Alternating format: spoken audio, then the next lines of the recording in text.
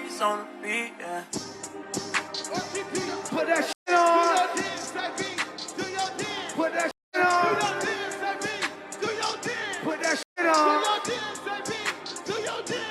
The Dallas Cowboys are in a very difficult situation. I mean, this is clearly not what they were planning when they originally decided to trade their #1 wide receiver, Amari Cooper, for pennies on the dollar this past offseason. And now they have a very important decision to make. And I really hope they go about this more intelligently, because history would indicate that Jerry Jones would hop all over this opportunity for the Dallas Cowboys. Before we get to the content, make sure you drop a like, subscribe, and turn on our notifications to help the channel grow. If you want shorter versions of this content, you could follow my Facebook page at The Flight Mike, my Instagram page, which is the same name, or my TikTok at Microphone NFL. And now that we get all that out of the way, break!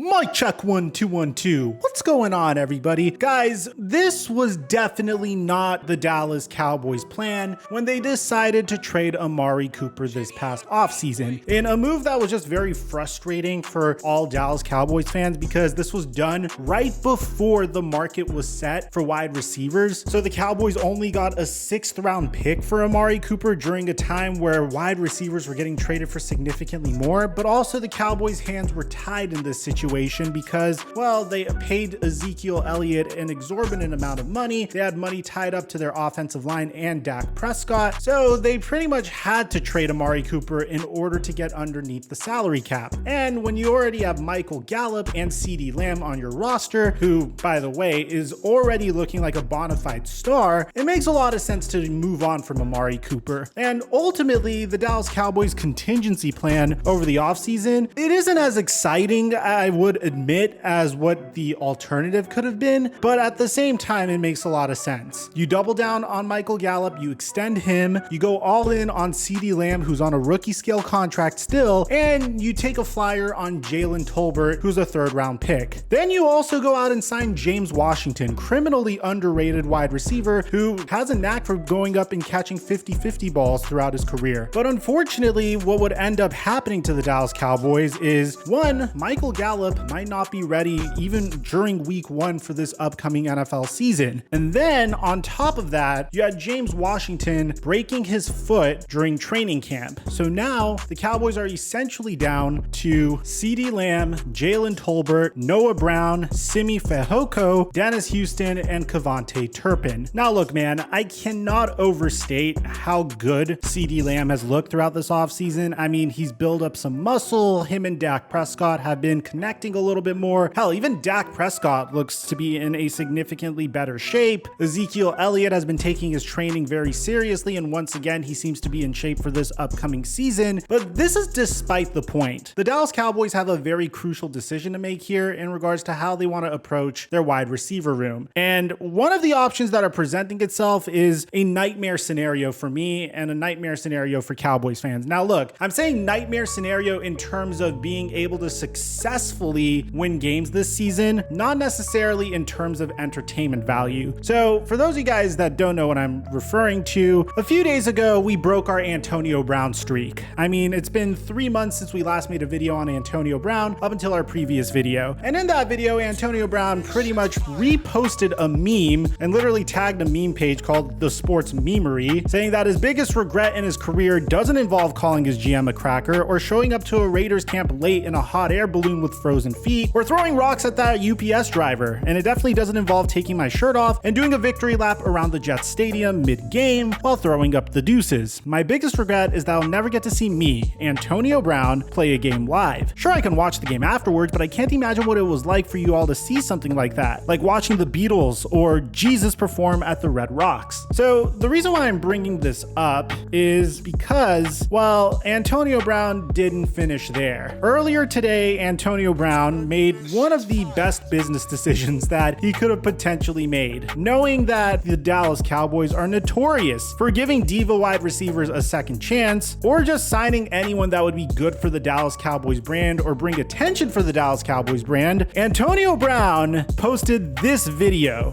Tell Jerry Jones to call me. Really? Maybe. So here's the thing, man.